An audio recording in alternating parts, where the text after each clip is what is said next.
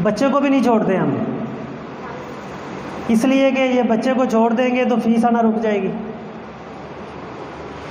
और उसको इग्नोर भी कर रहे हैं। तो ये एक लिहाज से करप्शन है। एक प्रोफेशनल टीचर की ज़िम्मेदारी ये होती है वो अपने क्लास के हर बच्चे में इंटरेस्ट ले, जो हमने पहले कहा, जिस पे ज़्यादा काम करने की ज़रूरत है उस पर हमें ज़्यादा काम करना चाहिए। यही तो हमारा being an inspirational teacher role होना चाहिए। जो अच्छा बच्चा उस पर तो सारे ही करते हैं, वो तो घर वाले भी उस पर तवज्जो दे रहे हैं। अच्छा, घर वाले भी जो बच्चा शाइनिंग होता है जिसको लगता है कि ये पहली पोजीशन लेने वाला है, घर वाले भी उस पर तवज्जो देते हैं, स्कूल वाले भी उस पर ही दे रहे हैं, ट्यूशन वाला भी उसी पर ही दे रहा है। और वो जो बेचारा थोड़ा निकम्मा है जिसको ज़्यादा ज़रूरत है उसको सारे इग्नोर कर रहे हैं। फिर ऊपर से रही सी कसर तब ख़त्म कर देते हैं जब कहते हैं तो है ही निकम्मा। तो वो बेचारा जब हर साइड से निकम्मा निकम्मा निकम्मा, वो कहता है ठीक है फिर मैं निकम्मा ही चंगा। क्या ऐसा नहीं हो रहा?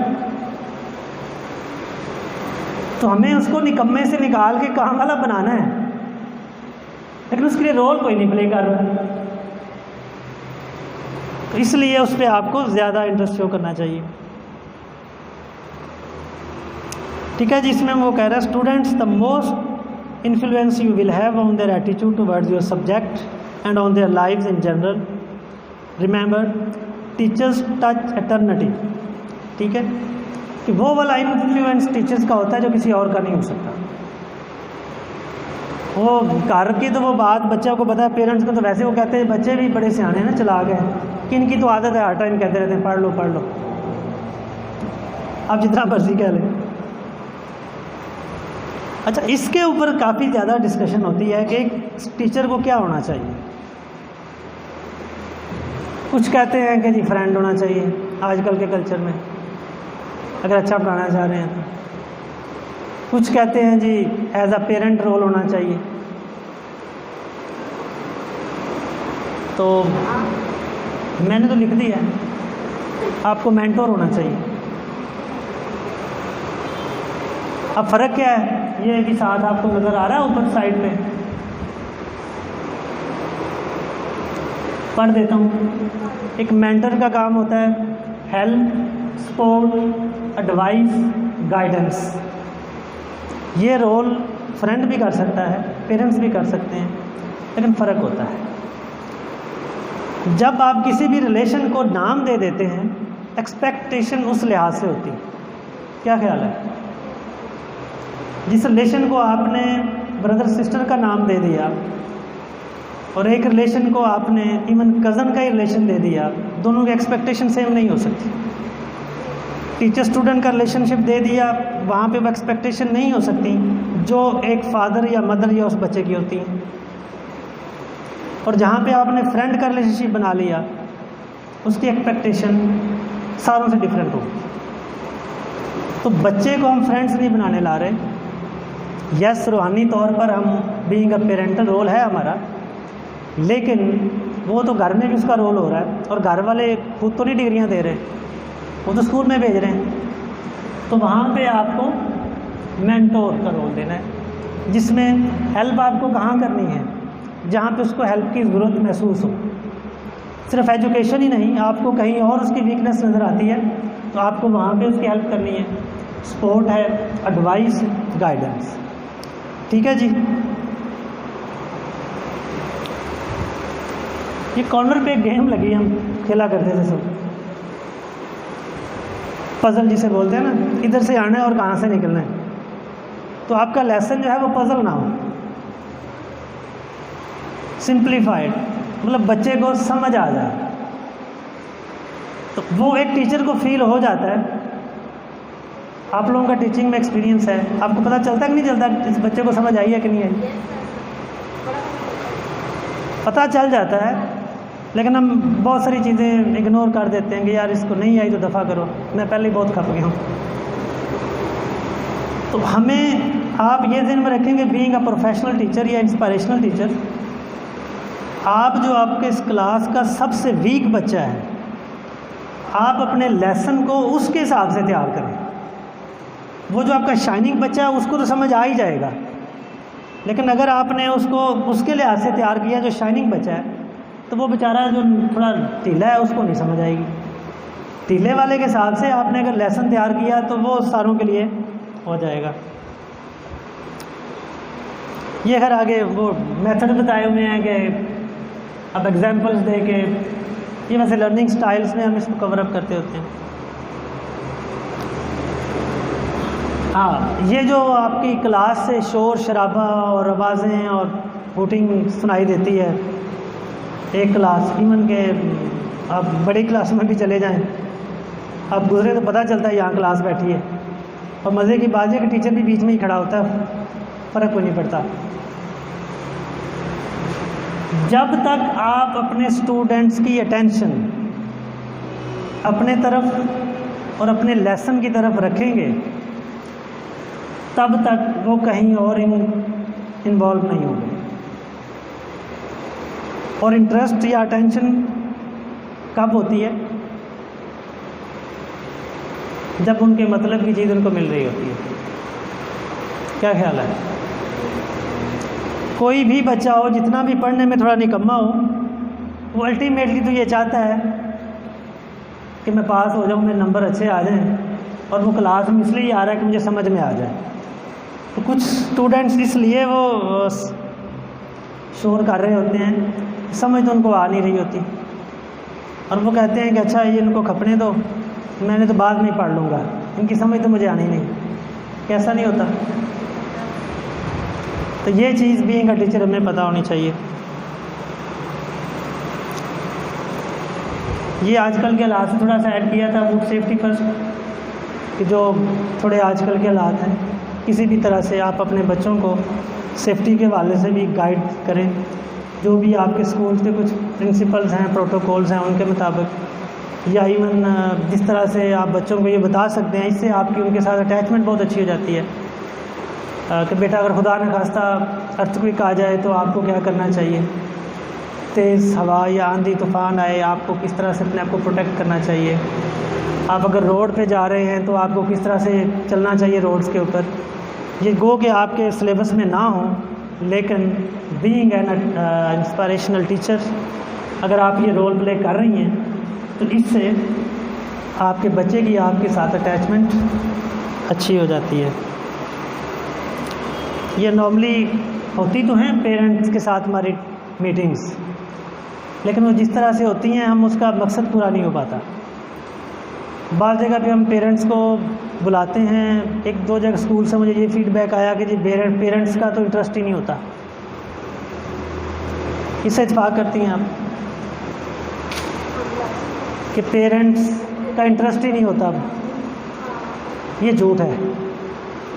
जो पेरेंट अपने बच्चे को डेली बेसिस पे तैयार करके स्कूल भेज रहा है, उसकी फ़ी पे कर रहा है, उसको यूनिफॉर्म लेके दे रहा है, कोई पेरेंट ऐसा है जो नहीं चाहता कि उसका बेटा आगे बढ़े? तो ये कहना कि जी पेरेंट्स इंटरेस्ट ही नहीं लेते, हाँ प्रोफेशन मुख्तलिफ हो सकते हैं किसी के पेरेंट्स के, टाइम निकालना मे भी उसके लिए उस टाइम पे आना मुश्किल हो, लेकिन आपके पास कुछ अल्टरनेट होना चाहिए। ये आपकी मैनेजमेंट कर सकती है। मैं ये नहीं कह रहा कि बीइंग अ टीचर आप उनके पेरेंट्स से टाइम सेट कर लें, लेकिन ये स्कूल की मैनेजमेंट को ज़रूर ये करना चाहिए कि पेरेंट्स के साथ रेगुलर कंसल्टेशन होनी चाहिए, ताकि बच्चे की अब स्टेक होल्डर हैं और दोनों का इसमें इन्वॉल्व होना ज़रूरी है, क्योंकि पेरेंट्स का रोल भी बच्चे की कामयाबी के लिए बहुत ज़रूरी है।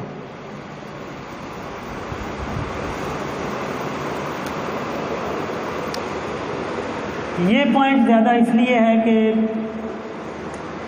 हम अक्सर ग्रुपिंग होती है, कुछ सीनियर्स और जूनियर्स की हो जाती है, जूनियर्स एक तरफ हो जाते हैं, सीनियर्स और हो जाते हैं, फिर लाइकिंग डिसलाइकिंग हो जाती है, फिर एक दूसरे के ख़िलाफ़ जो हमारा एक कल्चर है वो लंबी लंबी डिस्कशन होती हैं, उसमें बड़ा कुछ बयान किया जाता है उसकी पर्सनैलिटी के बारे में, ड्रेसिंग के बारे में, उल्टा सीधा जो बोलते हैं। एक तो ये चीज़ ध्यान में रखेंगे, कहीं भी हों रिस्पेक्ट बहुत ज़रूरी है। रिस्पेक्ट अगर आप चाहते हो कि लोग आपकी करें तो उसके लिए रिस्पेक्ट देना ज़रूरी है, चाहे वो कलीग्स हों, चाहे आपके फ्रेंड्स हों, चाहे वो फैमिली में लोग हों, चाहे आप सोसाइटी में किसी जगह पे जा रहे हैं। अगर आप रिस्पेक्ट देना नहीं जानते तो मुंह पे तो शायद आप कुछ लोग आपको रिस्पेक्ट दे रहे हों अगर आप उसकी रिस्पेक्ट नहीं करते, लेकिन बुराई ही होगी आपके पीछे जब आप दूसरों की बुराई करेंगे। तो असल रिस्पेक्ट आपकी ये होती है कि जब आप पास नहीं हो तो लोग आपकी रिस्पेक्ट करें। तो वो तब पॉसिबल होगा जब आप खुद रिस्पेक्ट के साथ डील एक दूसरे को करना शुरू करेंगे।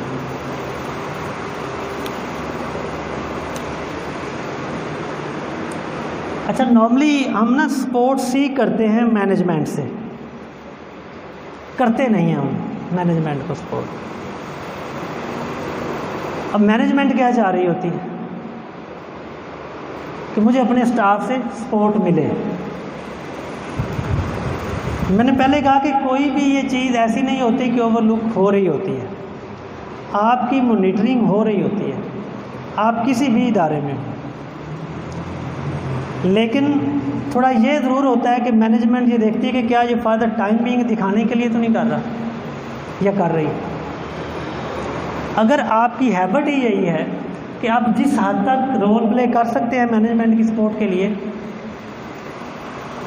और इस चीज़ के ऊपर मैनेजमेंट को ये फील हो जाए कि मेरा डिवोटेड स्टाफ है, यकीन करें कि उससे आपके इदारे में रिस्पेक्ट भी बढ़ती है, आपका अपना कॉन्फिडेंस लेवल भी बढ़ता है। आपने ऐसे स्टाफ मेंबर देखे होंगे थोड़ी सैलरी ले रहे हैं लेकिन अपने इदारे के साथ सिंसियर हैं, उनको अपॉर्चुनिटीज़ भी मिलती हैं लेकिन वो नहीं छोड़ती। वजह क्या है?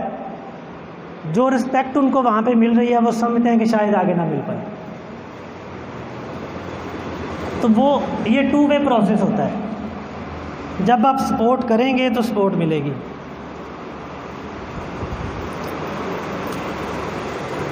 अच्छा, हम अभी बात कर रहे थे कि जिस बच्चे के तो नंबर आ गए अच्छे, बोर्ड में टॉप कर लिया, वो जिस एकेडमी में चला जाए एक दफ़ा उसकी फ्लैक्स लग जाएगी। जिस स्कूल में गया होता है उसकी फ्लैक्स वो लगा देता है, फ़ोटो भी ले लेगा। जिसके रिज़ल्ट बुरे आ गए उसको कोई स्कूल ऑन ही नहीं करता। क्या कहते हैं जी, ये तो निकम्मा है, फलां स्कूल से भागा हुआ इधर आया है, हमने तो इसको अप्लाइज किया है। क्या ख्याल है? हमेशा जो अच्छा होता है उसका हम क्रेडिट लेने की कोशिश करते हैं, कुछ बुरा या गलत हो जाए तो वो हम शिफ्ट करते हैं रिस्पॉन्सिबिलिटी। जी मैंने तो बहुत अच्छा किया था लेकिन उसने बुरा कर दिया, मैंने तो बहुत अच्छा पढ़ाया था, जो दूसरी टीचर आती है ना उसने इन बच्चों को ख़राब कर दिया है। तो ये चीज़ हमें अपनी लाइफ में भी, टीचिंग से हट के भी, जो लोग अपनी लाइफ में रिस्पॉन्सिबिलिटी लेना सीख लेते हैं वो हर रिलेशन में कामयाब हो जाते हैं। हमारे घरों में भी ये लड़ाइयाँ रहती हैं, मियाँ बीवी की लड़ाई, बहन भाई की लड़ाई, बहनों की आपस में लड़ाई। अच्छा काम घर में हो गया तो माँ ने एक ही तारीफ कर दी, दूसरे की नहीं की, तो वो उस पर बुरा फील होता है। तो नॉर्मली कभी ऐसा हुआ कि कोई घर में चीज़, चलें आप ख़वातीन से ज़्यादा हैं तो ये फिर कोई कप गिर के टूट गया तो किसने कॉन्फिडेंस से जाके बताया होगा अम्मी जी मेरे से टूटा है? तो छुपाती हैं कहीं ना कहीं। अच्छा, माँ ने पूछ ली, देखा अभी विटनेस आ गई है। अच्छा, फिर कॉन्फिडेंस लेवल देखें, माँ ने पूछा भी उसी से ही है कि बेटा ये कब टूटा? क्या ये कब टूटा है? अच्छा, खुद ही तोड़ा होता है। तो इसलिए ज़िंदगी में रिस्पॉन्सिबिलिटी लेना सीखें।